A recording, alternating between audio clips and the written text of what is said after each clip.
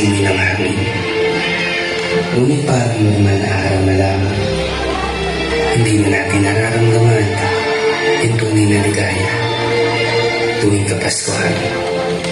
Siguro, tumatanda na talaga tayo kasabay ng pagtanda ng panahon. Maraming nagbabago, maraming lumilipas, maraming nawawala. Sa isang eskwelahan sa Metro Manila, ito ang leksyon na nilalang sa araw ng iyon. Pero hindi ito klase ng preschool o grade 1. Sa mga estudyante sa simula ito, nasa high school na. Simpleng mga salita na ang kaya nilang basahin. Ang problema sa pagbabasa ay hindi lang problema ng isang bata o ng isang eskwelahan. Problema ito ng buong sistema ng edukasyon. Ma, salamat po.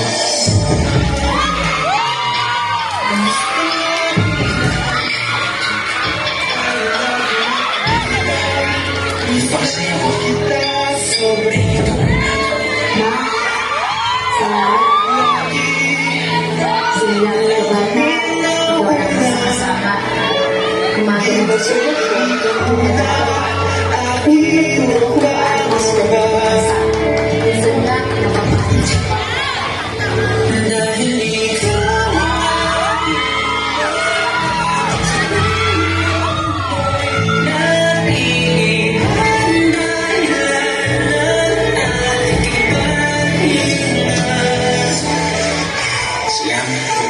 kaya huwag kailangan ipikit ang magatan. Pahinga muna, ako nang bahala. Ipasalabi sa pinagawa, mama. Pahinga muna, ako lang. Isigaw mo sa hangin. Ikaw rin ang unang nagturo sa akin kung paano maging mabuti sa kapwa. Mama, alam ko pagod ka na. Alam ko rin na minsan umiiyak ka dahil sa problema.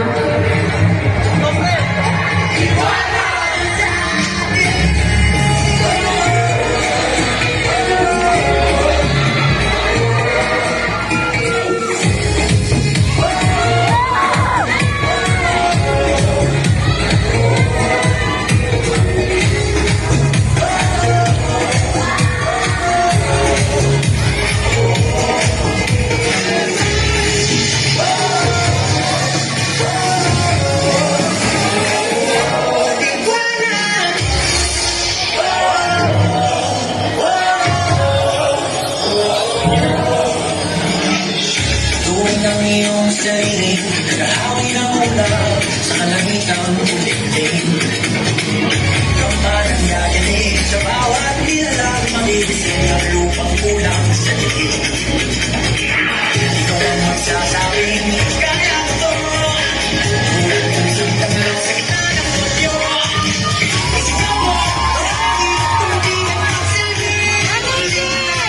Iwanag ka, bilis, aking mo.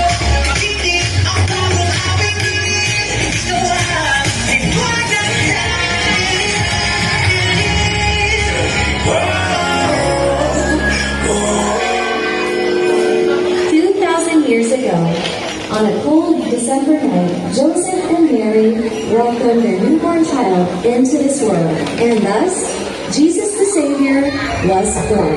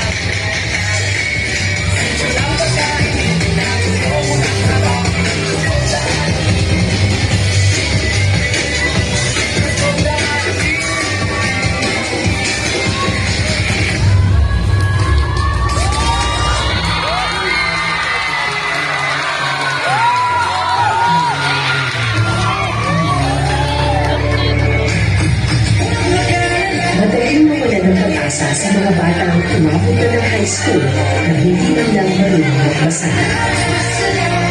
Pero sa kaso ng batang si Mami, alam ko hindi pa huli ng lahat.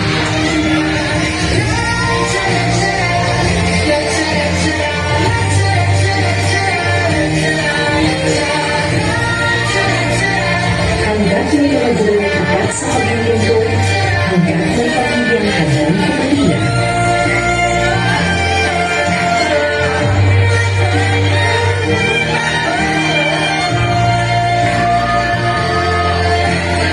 Hanggat may lipunang seryoso sa pagbibigay serbisyo, natutuklasan din ang mga bata na may pag-asa sa pagbabasa.